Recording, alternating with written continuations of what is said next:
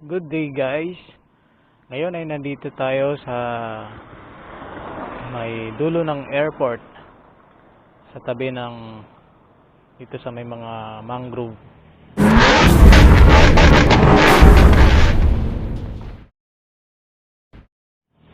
So for today's video ay tatalakayin natin ang tungkol sa ating OR.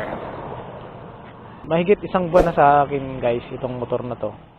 Yung ating XRM 125 Motard. At nung tinanong natin doon sa kasa kung available na ba yung kanyang ORCR, yung sagot nila sa akin ay hindi pa daw. So kaya may isa akong kaibigan na nakapagsabi sa akin kung ano yung dapat kong gawin. So ngayon kasi guys, alam natin na kapag kukuha tayo ng motor ay hinahanapan tayo ng kasa ng account sa ating LTMS portal. So dahil doon nila ibinabase yung address na ilalagay nila sa ating CR. Kaya chinek ko yung aking email at nakita ko nga na meron nang isinend sa akin yung LTO. Kaya nung binuksan ko guys, ayan, ang resibo ng ating motor, yung ating OR. At nakalagay na rin dito yung ating number, yung ating plate number. Kaya pinagawa natin ito guys. Ayan, may plaka na tayo. Pero yung ano lang natin guys, yung problema lang natin dito ay wala pa yung ating CR. Yung sinend sa ating email ay ang OR lang natin guys. Pero nandun na rin dito na rin indicate yung ating MB file number, yung plate number. Wala pa yung ating mismong original plate kasi nga yung karamihan na nagsasabi na baka abuti ng 2 hanggang 3 buwan. Kaya nagpagawa na muna tayo ng improvised plate. Ayan.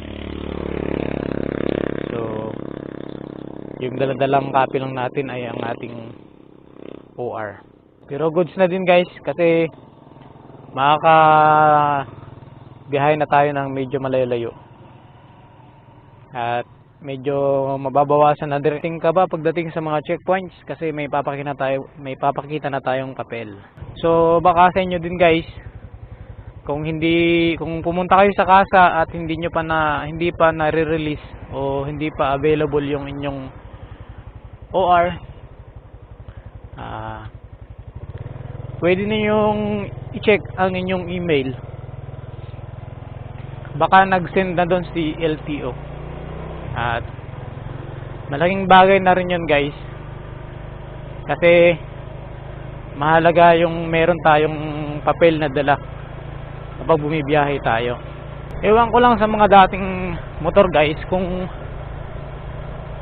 may hinanapan din sila ng LTMS portal account nila kasi doon nakalagay yung doon sa Gmail account na yon, doon isi-send ng LTO yung resibo ng binayaran natin rehistro sa kanila. Kasi ngayong taon din ako kumuha ng motor guys, ngayong 2023. Itong nakalipas na buwan lang. Yun yung hinanap nila sa akin kung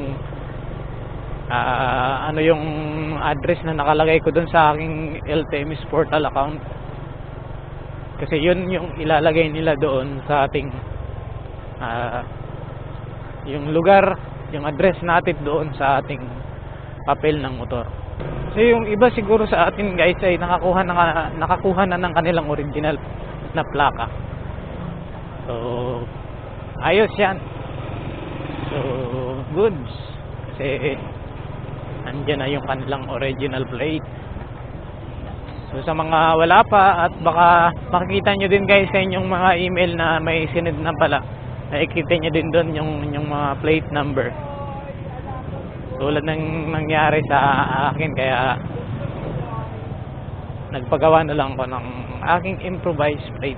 May mga nagsasabi din guys na bawal daw gumamit ng mga improvised plate kung walang authorization galing sa LTO.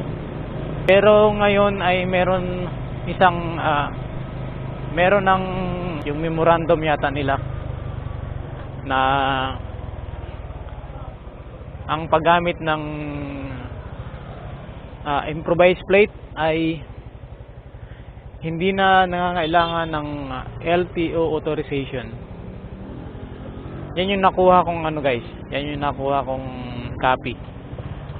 Nakikita nyo sa screen.